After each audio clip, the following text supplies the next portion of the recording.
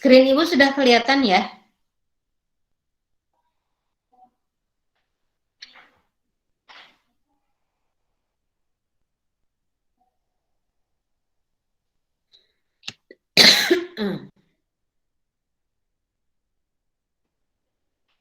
Oke, apakah tayangan Ibu slide-nya sudah kelihatan jelas oleh kalian? Ibu, jelas. Oke, baik. Ibu akan mulai ya. Bismillahirrahmanirrahim. Assalamualaikum warahmatullahi wabarakatuh. Waalaikumsalam warahmatullahi wabarakatuh. Terima kasih. Terima kasih, selamat bertemu dengan Ibu di Matematika Wajib. Saya Teti Novianti dan Ibu ucapkan selamat datang di kelas 12. Nah, tepatnya di 12 IPS 2 ya. Kalian adalah nanti akan lulus sebagai angkatan 2022. Oke, baik. Izinkan Ibu memperkenalkan diri. Saya sudah tahu Teti Novianti ya, saat ini diamanati juga sebagai wakil kurikulum. Jadi kalau ada akun kurikulum 1 itu adalah pegangan Ibu juga ya. Nah, jadi kadang-kadang Ibu lupa nulis di sini pakai akun kurikulum 1, jangan bingung. Kemudian saya lahir di Cianjur tahun 77. Saat ini saya tinggal di Ciamas Permai. Kemudian latar belakang pendidikan saya, S1 saya pendidikan matematika UPI, lulus tahun 2001, tanpa ada rencana, tanpa ada ini, ternyata alhamdulillah di tahun 2011, cukup jauh jaraknya, saya berkesempatan untuk melanjutkan studi S2 di Matematika Universitas Indonesia dan lulus di tahun 2013. Baik, kalian juga boleh mengenal saya lebih lanjut lagi, ini WA saya, akun-akun saya sudah tahu ya, kemudian IG saya, kemudian kalau email itu, kemudian YouTube juga, kemudian Facebook, mungkin untuk kalian tidak terlalu ini dengan Facebook ya, ini yang jadul-jadul yang di Facebook. Kemudian Ibu juga punya akun GeoGebra, nanti ada hubungannya dengan pembelajaran hari ini, karena GeoGebra itu salah satu media pembelajaran matematika yang bisa membantu kalian dalam beberapa materi pokok matematika ya. Nah, mengapa Ibu tampilkan ini? Kalian boleh akses karena memang di beberapa media, di hampir di semua media sosial saya itu pasti terselip pesan-pesan matematika. Gitu. Termasuk di TikTok, saya punya TikTok Teti Novianti 51. Kalau kalian misalkan ingin akses, ingin berteman, silakan. Di situ juga ada tutorial Google, tutorial GeoGebra, juga materi-materi tentang matematika ya, seperti itu. Baik. Nah, Ibu akan ingatkan bahwa kalian sudah di kelas 12 dan di kelas 12 itu nanti kalian akan mengikuti ujian sekolah. Sudah tidak ada UN, tapi kalian akan mengikuti ujian sekolah, yang nanti ujian sekolah itu ada beberapa metode, tidak hanya dengan ujian tulis ya. Nah, kemudian nanti kalian juga bisa jadi akan mengikuti UTBK untuk SBMPTN, bisa jadi juga untuk ujian mandiri ya. Nah, materi matematika wajib di IPS itu adalah matematika dasar. Nah, jadi Ibu ingatkan kembali bahwa apa saja sih yang sudah kalian pelajari di kelas di SMA ini, maka ini harus mulai kalian cicil, mengingat kembali, karena kalian tidak akan lama di kelas 12 ya. Tidak akan lama di kelas 12 dan kalian harus sambil mempersiapkan diri. Dan hikmah di balik pandemi ketika kalian harus mengikuti pembelajaran online, sebenarnya dengan online kalian lebih mudah memanage waktu. Kalian bisa ikut bimbel mungkin, atau bisa mengulang pelajaran khusus UTBK. Kapan saya fokus ke pembelajaran kelas 12, kapan saya fokus ke pembelajaran persiapan UTBK atau KUS dan sebagainya ya. Oke, ingatkan kembali, ini yang sudah kalian pelajari di kelas 10 ya, persamaan dan pertidaksamaan nilai mutlak, ketidaksamaan rasional dan irasional, SPL 3 variabel, kemudian sistem pertidaksamaan 2 variabel, kemudian fungsi dan grafik, komposisi dan inverse, fungsi, kemudian trigonometri. Ini 7, 8, 9, 10 itu rangkaian trigonometri, aturan sinus, kosinus, dan seterusnya ya. Nah, kemudian Ibu ingatkan kembali di kelas 11, kalian juga masih mengikuti matematika wajib, mulai dari induksi matematika, program linier. Nah, kalau kalian jangan lupa bahwa matematika itu tidak hanya kalian belajar matematikanya saja, tapi itu minimal dengan belajar matematika, materi A, materi B, dan seterusnya, pola pikir kalian itu terbentuk, dan itu akan menjadi bekal kalian dimanapun nanti kalian berada, kuliah dimanapun. Misalkan induksi matematika itu adalah lebih ke bagaimana membuktikan sesuatu, kemudian bagaimana membuktikan bahwa sesuatu itu benar, bagaimana menarik kesimpulan yang benar atau yang syah dari argumen-argumen yang diberikan. Nah, di sini kalian belajar di induksi matematika. Nah, Bu, saya kan IPS, saya nggak akan ketemu matematika. Betul, tapi pola pikir yang dibentuk dari materi ini adalah yang diharapkan nantinya. Ketika kan nanti kalian menjadi, apakah itu lawyer, jadi hakim, jadi jaksa, ataukah jadi kepala, jadi pejabat apapun, pasti di satu titik kalian akan dihadapkan dengan berbagai argumen, berbagai kondisi, sehingga kalian harus memutuskan sesuatu. Nah, yang namanya memutuskan sesuatu harus bisa berlaku untuk umum, gitu kan? Nah, di situ disitulah kalian membutuhkan pola pikir atau melalui matematika ini diantaranya bisa mengasah kemampuan pola pikir kalian seperti itu ya. Di program linier misalkan, secara aplikasi pun ini mudah sekali. Ketika kalian akan menjadi seorang pengusaha, kemudian misalkan entrepreneur, saya akan membuka kafe, saya akan membuka ini bisa kalian, ini adalah basic untuk memanage sebuah usaha gitu. Matriks, determinan matriks ya, kemudian transformasi, bertranslasi, berpindah, berubah, memperbesar, memperkecil sesuatu objek dan sebagainya gitu kan. Ini dididiknya atau diasahnya melalui transformasi. Pola bilangan apalagi, kalau kalian misalkan psikotes, TPA, tes potensi akademik, pasti akan bertemu dengan pola bilangan. Itu, mengapa selalu itu dihadirkan? Karena itu bisa mengasah atau bisa salah satu indikator untuk melihat kemampuan numerik kalian, kuantitatif kalian, dan seterusnya ya. Dari 7 sampai 10 ini tentang kalkulus, limit, turunan, dan seterusnya. Nah, di kelas 12 matematika wajib apa saja yang akan kita pelajari sama-sama? Yang pertama adalah jarak dalam ruang, lalu statistika, lalu kaidah pencacahan dan peluang ya. Nah, jarak dalam ruang berarti kita akan bicara tentang bangun ruang. Nah, kalian sudah mengenal bangun ruang dari zaman TK, biasanya hanya diperkenalkan dengan hal-hal yang konkret seperti itu. Nanti ada statistik. Kalau statistik berarti berhubungan dengan data. Bagaimana menyajikan data dalam bentuk diagram, dalam bentuk grafik, dalam bentuk apapun ya. Kemudian bagaimana mengolahnya, bagaimana mencari rata-rata, bagaimana mencari median, dan seterusnya. Lalu kaidah pencacahan dan peluang. Mungkin di SMP kalian cuma mengenalnya, oh peluang mah tentang dalu, Bu, tentang koin. Betul, bahwa itu adalah simulasi dari percobaannya.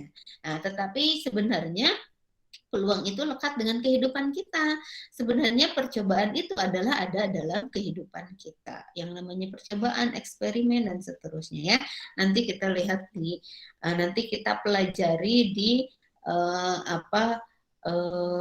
selanjutnya ya. Baik, nah Ibu langsung masuk ke materi pertama kita, yaitu jarak dalam ruang. Nah, apa saja untuk mempelajari ini? Kalian harus tahu tentunya mendeskripsikan bangun ruang.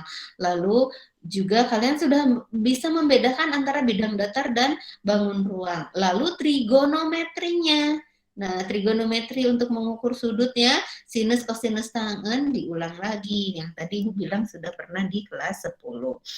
Jadi, di tahap pertama ini untuk belajar jarak dalam ruang, tujuan kita adalah ingin atau supaya kalian mampu mendeskripsikan, menyebutkan, mencari jarak dalam ruang itu, antara titik dengan titik, antara titik dengan garis, antara titik dengan bidang. Juga mampu mengaplikasikan dalam kehidupan sehari-hari. Baik, Ibu ajak kalian ke sini. Nah, ini Ibu hadirkan kontekstual dalam bentuk peta ya, dalam bentuk peta. Kita bisa belajar apa yang dimaksud dengan jarak dari sini. Ketika konteksnya adalah peta, lalu kalian ditanya jarak antara Tokyo atau antara Jakarta dengan Tokyo, tidak perlu kalian pergi ke Jakarta lalu mengukur jarak dengan Tokyo, lalu kalian pergi ke Tokyo, gitu kan? Nah, jika konteksnya adalah peta, kalian cukup menghubungkan, anggaplah Jakarta dan Tokyo ini adalah dua buah titik. Ya kan? Cukup menghubungkan Jakarta dengan Tokyo ini dengan sebuah garis lurus. Maka garis lurus itulah yang disebut dengan jarak. Ya, gitu.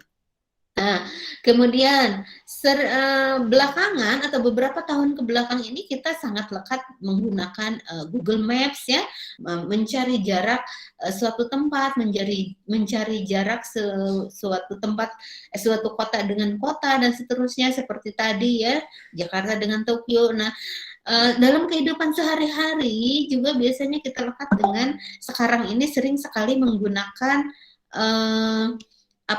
aplikasi kendaraan online ya, kendaraan online. Nah, bisa Google Maps, bisa. Ketika kalian akan berangkat ke suatu tujuan, misalkan dari SMA 6 ingin berangkat ke Botani Square gitu ya, kalian menggunakan kendaraan online, maka di aplikasi akan muncul lintasan seperti ini. Kalau kalian lihat di sini dari SMA 6 ke Botani Square itu banyak sekali alternatif lintasannya. Lintasannya apakah misalkan melalui air mancur kemudian sempur, ataukah mau ke Jambu gitu kan, ke warung Jambu kemudian sepanjang jalan Pajajaran gitu kan. Nah, itu yang disebut dengan lintasan. Lalu panjang lintasan itu adalah jarak.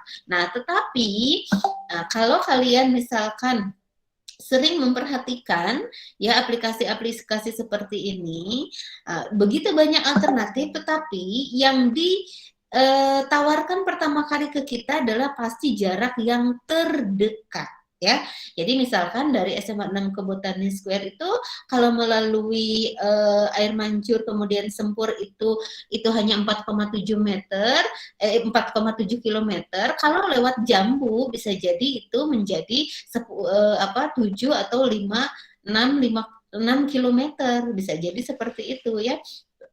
Nah, ini juga Ibu hadirkan dalam Google Maps seperti ini. Nah, dia akan menawarkan yang ini. Nah, tetapi konsep di balik aplikasi-aplikasi itu ya sebenarnya kan ada alternatif, berarti ada algoritma di balik aplikasi itu. Dan di balik algoritma itu yang disimpan adalah konsep-konsep matematika. Bisa jadi di sana ada matriks, bisa jadi di sana ada rumus jarak dan seterusnya ya. Nah, seperti yang Ibu bilang tadi, karena sebenarnya konsep jarak itu adalah cukup menghubungkan titik itu dengan garis lurus. Jadi sebenarnya jarak dari Botani Square di peta ini ya, di sini dari SMA 6 ke Botani Square cukup ini saja ya. Hanya kalau ditanya jarak ini saja, hanya dalam kehidupan gitu kan, bisa jadi ini tidak bisa dilintasi, itu kan seperti ini, tidak bisa langsung dilintasi. Tapi secara konsep inilah jarak yang sebenarnya. Lihat, pasti yang merah ini adalah jarak yang paling dekat gitu ya, seperti itu. Baik, begitupun di masa pandemi ini, kan dari awal itu social distancing, jarak, harus berapa? Ini yang namanya jarak antara seseorang dengan seseorang, jarak antara ini dengan ini ya, cukup menghubungkan dengan sebuah garis lurus saja ya. Ini juga contoh dalam struktur bangunan, jarak antara paku pada kuda-kuda suatu bangunan itu kan. Nah, sebenarnya inilah jaraknya gitu kan. Antara paku ini dengan paku ini jaraknya, hanya tinggal dihubungkan saja ya. Nah, jadi secara teori konsep jarak dua titik, nah kalau secara teori seperti ini ya.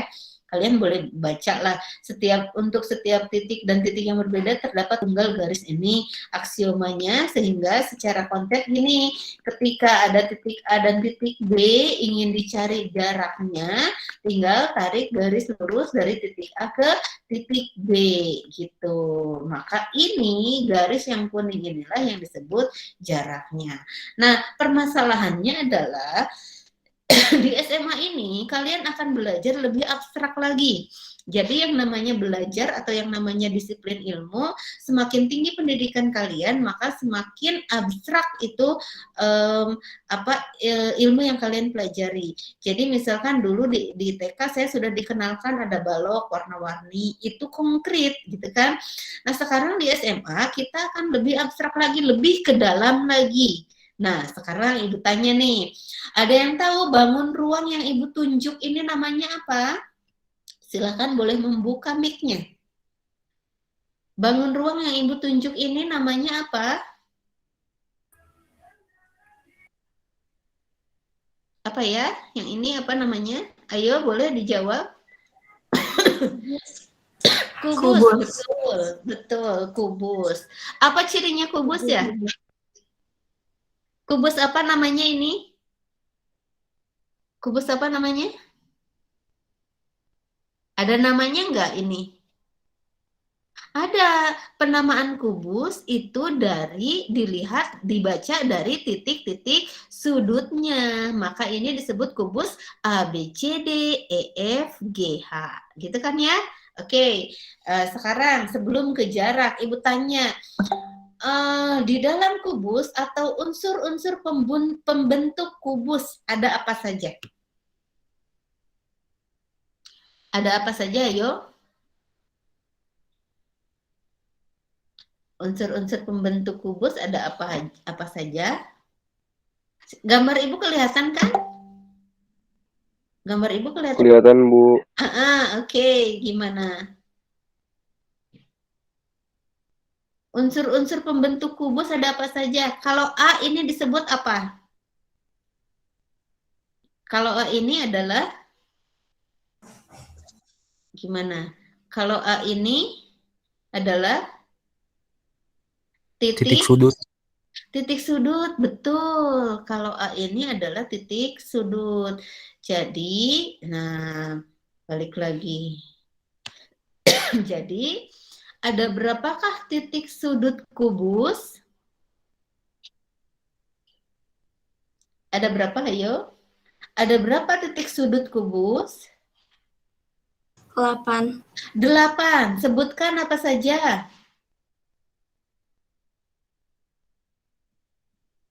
Titik sudut apa saja? Ayo. Titik A, Sudut A, sudut B. Oke. Sudut C, sudut B. Titik sudut E, titik sudut F, titik sudut G, titik sudut H. Oke, betul. Ada 8 ya. Titik sudut A, titik sudut B, C, dan seterusnya ya. Oke, selain titik sudut, ada apa saja sih? Titik sudut A dengan titik sudut B itu dihubungkan dengan sebuah garis. Garisnya berarti garis AB.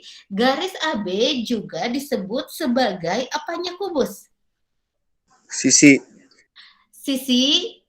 Sisi kubus? Betul. Yakin? AB. Sisi AB dari kubus. Oke. Nah, Ibu kasih pilihan. Apakah AB ini sisi atau rusuk? Rusuk, Bu. Oke, betul. Jadi kalau Ibu tanya AB pada kubus, berarti dia adalah rusuk. Rusuk apa? Rusuk yang rusuk AB, rusuk apa? Ada berapa rusuk pada kubus? Berarti ada berapa ya? Ada rusuk AB, rusuk BC, CD, AD, belum lagi AE dan seterusnya. Ada berapa rusuk pada kubus? 12. 12. Nah, sekarang betul. Nah, kalau Ibu ingin kalian melihat ABFE. ABFE itu apanya kubus?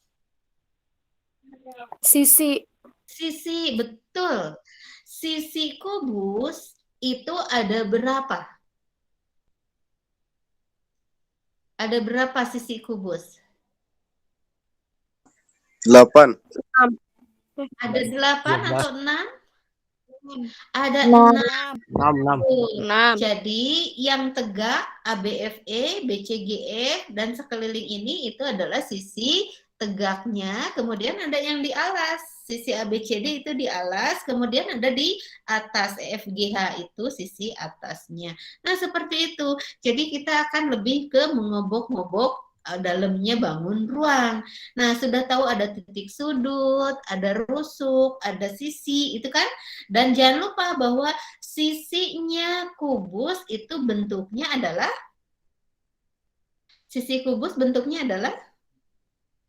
ABFE, ABCD, BCGF. Ini bentuknya apa? Persegi. Persegi sisinya ya. Nah, nanti kalian harus bisa membedakan dengan balok. Nah, Ibu ke pertanyaan ini, manakah yang merupakan jarak antara titik F dan G? Menurut kalian yang mana?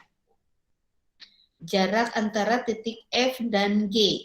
Nah, tadi di contoh-contoh sebelumnya, jarak antara dua titik hanya cukup apa? Hubungkan kedua titik itu dengan sebuah garis, maka itu adalah jaraknya. Jadi, tinggal hubungkan titik F ke G itu adalah jaraknya. Garis FG atau rusuk FG.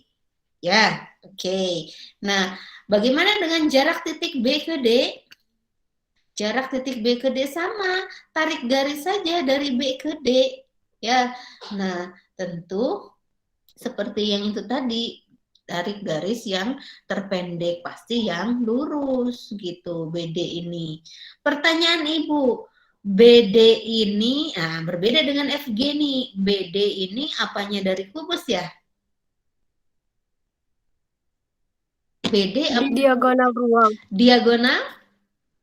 Ruang. Diagonal ruang. Ada pendapat yang lain? Betul, diagonal. Tetapi BD ini terletak pada ABCD di sebuah sisi kubus, sehingga BD ini disebut dengan diagonal bidang atau diagonal sisi. Ya, oke. Nah, Ibu tanya dulu deh. Sudah tahu bedanya bidang dengan bangun ruang? Tahu. Apa bedanya bidang dengan bangun ruang? Kalau bidang cuma ada kayak satu gitu, Bu. Kalau misalkan bangun ruang ada bermacam-macam. Oke, boleh. Lebih spesifik lagi, macam-macamnya apa ya? Apanya gitu? Bidangnya, Bu. Bidangnya, oke. Yang lain, ada yang mau menambahkan? Ada yang mau menambahkan? Oke, nah pertanyaannya, kubus ini bangun ruang atau bidang? Bangun ruang. Bangun Ya, ruang. ini bangun ruang. Nah, kalau ABCD itu bangun ruang atau bidang? Bidang. ABCD, bidang, betul. Dari situ sudah kelihatan bahwa bangun ruang cirinya punya volume dan dia terdiri dari beberapa bidang datar. Bidang datar tidak punya volume sehingga ini berakibat pada dimensi atau ukurannya. Ya. Nah, dimensinya kalau bidang datar itu hanya 2. ya. Nah, jadi kalau ABCD ini mungkin punyanya panjang dan lebar, tapi ABFE ini punyanya panjang dan tinggi. Nah, seperti itu. Ya, kalau bangun ruang punya panjang, lebar, dan tinggi, sehingga dia pasti punya volume. Seperti itu. Kalau Ibu memperlihatkan, tampak nggak ya oleh kalian? Ibu perlihatkan masker ada? Ada. Oke. Nah, masker Ibu bentuknya apa? Persegi panjang. Persegi panjang, betul. Berarti dia bidang datar, ya gak? Nah, ukurannya cuma 2. Bisa jadi ini adalah panjang, ini tingginya, gitu. Nah, sekarang Ibu bandingkan dengan ini, dengan handphone. Nah, menurut kalian ini bentuknya apa? Handphone saya bentuknya apa? Persegi Persegi. panjang. Persegi panjang. Yakin persegi panjang? Oke. Punya ketebalan enggak? Punya. Nah, berarti dia ukurannya ada 3. Ada panjang, ada lebar, ada ketebalan alias tinggi. Ada tingginya, ya kan? Ada ketebalannya kan? Sehingga ini, handphone Ibu ini lebih apa? Lebih pas disebut sebagai apa? Bangun ruang. Bangun ruang. Berarti bentuknya adalah Balok. Balok. balok, betul, karena sisinya ada yang berbentuk persegi panjang. Seperti itu. Jadi sebenarnya dalam kehidupan sehari-hari itu banyak, tapi kita masih bingung. Nah, kalau Ibu sodorkan ini, tumbler Ibu. Bangun ruang atau bidang? Bangun ruang. Ini. Bangun ruang. Bangun ruang. Bentuknya apa? Tabung. Tabung. Atau silinder. Jelas dia punya volume. Dan alasnya berbentuk apa? Lingkaran. Alasnya berbentuk? Lingkaran. Lingkaran. Atasnya juga lingkaran. Nah, sisi tegaknya berbentuk apa ini? Sisi tegaknya berbentuk apa? Alas keliling. Bukan. Sisi tegak atau selimut. Selimutnya ini bentuknya apa? Persegi panjang. Betul, selimutnya ketika kita buka dia akan berbentuk persegi panjang. Nah, seperti itu. Jadi bangun ruang itu dibentuk dari beberapa bidang datar. Bidang datar juga ada rusuk, ya kan? Nah, dan seterusnya. Baik. Nah, itu jadi memang harus lebih detail lagi mengenal unsur-unsur itu ya, sehingga nanti kita bisa ke jarak karena itu akan sangat membantu. Nah, misalkan di pertanyaan kedua, ini dibalok ya. Manakah yang merupakan jarak antara titik P dan N? Tinggal hubungkan P ke N, ya kan? Nah, pertanyaan Ibu, PN ini apa ya? Apakah rusuk? Ataukah apa? Ada yang tahu? Apanya dari balok? Apa? Ayo. PN. Sudah dihubungkan nih antara jarak P dan N. Oke, Ibu kasih pilihan. Rusuk atau diagonal? PN ini rusuk atau diagonal? Halo? PN ini rusuk atau diagonal? Ada yang tahu? Halo, Ibu kalian masih ada kan? Diagonal, Bu. Diagonal. Diagonal, oke. Diagonal. Diagonal apa ya? Diagonal apa ya? Sama nggak dengan Budi? Diagonal apa? Persegi. Diagonal persegi, oke. Nah, Ibu kasih pilihan, diagonal bidang atau diagonal ruang? Diagonal ruang. Diagonal bidang. Ruang. Diagonal bidang, diagonal ruang. Oke, yang betul adalah diagonal ruang. Mengapa? Karena PN ini menghubungkan 2 titik yang berhadapan di ruang.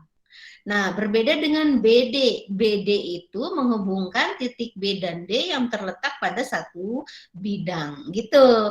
Nah, BD ini disebut diagonal bidang, kalau ini adalah diagonal ruang. Oke, nah nomor-nomor lainnya Ibu minta kalian pelajari sendiri ya. Nah, nanti Ibu akan tanyakan berikutnya. Nah, sedikit saja sebelum berakhir waktunya ini. Nah, ini kalian pelajari ya. Pertanyaan pertama, tentukan jarak A ke C. Jadi dikubus nih. Jadi hubungkan A ke C langkahnya. Kemudian OAC itu terletak pada segitiga ABCD. Nah, ini yang harus kalian lihat. Nah, kemudian AG. Nah, OAG itu adalah diagonal ruang. Berarti untuk mencari panjang AG bisa kita gunakan segitiga ACG. Seperti itu. Nah, lalu jarak titik A ke tengah-tengah FGH. Nah, tengah-tengah FGH-nya digambarkan dulu. Jangan tiba-tiba titik P aja, tapi hubungkan EG dengan FH, maka titik potongnya adalah tengah-tengah FGH, sehingga kita punya AP. Jadi di contoh ini, mau cari panjang AC. Nah, kita bisa melihat segitiga ABC, dan ABC adalah segitiga siku-siku. Sehingga mencari AC itu bisa menggunakan rumus Pitagoras ini seperti ini ya. Nah, Ibu tidak akan menjelaskan semuanya. Nah, AG juga sama. AG berarti kita pakai segitiganya ACG. ACG segitiga apa? Segitiga siku-siku di C. Berarti mencari AG itu ada pakai Pitagoras juga. AC kuadrat ditambah CG kuadrat. Oke, nanti kalian pelajari dengan detail lagi ya. Mencari AP. Mencari AP bisa menggunakan segitiga AEP. AEP siku-siku di E, sehingga mencari AP tinggal menggunakan Pitagoras. Seperti itu. Soal-soal latihan ini pun, nah Ibu sudah buatkan pembahasannya.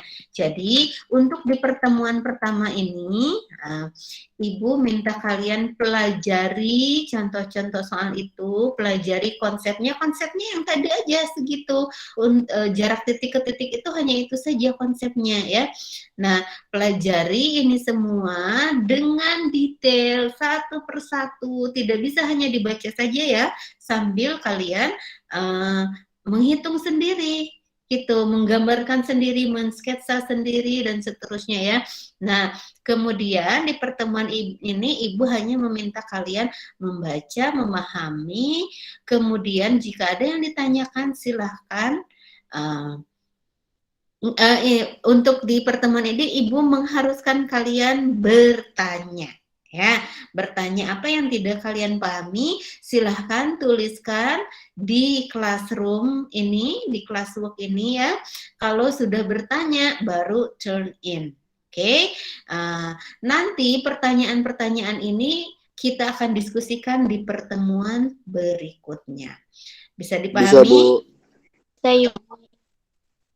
Bisa dipahami ya kan? Oke, mohon kerjasamanya. Jadi Ibu cek dulu. Sekian pertemuan kita hari ini. Baru 29 yang isi daftar hadir. Berarti kalau sampai jam 10, 3 menit lagi tidak hadir, berarti tidak isi daftar hadir berarti memang tidak hadir ya. Oke, 29 di sini ada 30 pas, berarti yang mengisi daftar hadir adalah yang ini. Nanti di Google Chat Ibu akan laporkan siapa yang tidak hadir ya, supaya kita sama-sama bekerja sama mendisiplinkan diri kita masing-masing. Oke. Nah, 12 IPS 1 bentar Ibu akhiri dulu rekamannya. Tolong buka kameranya, Ibu akan foto kita sama-sama dulu.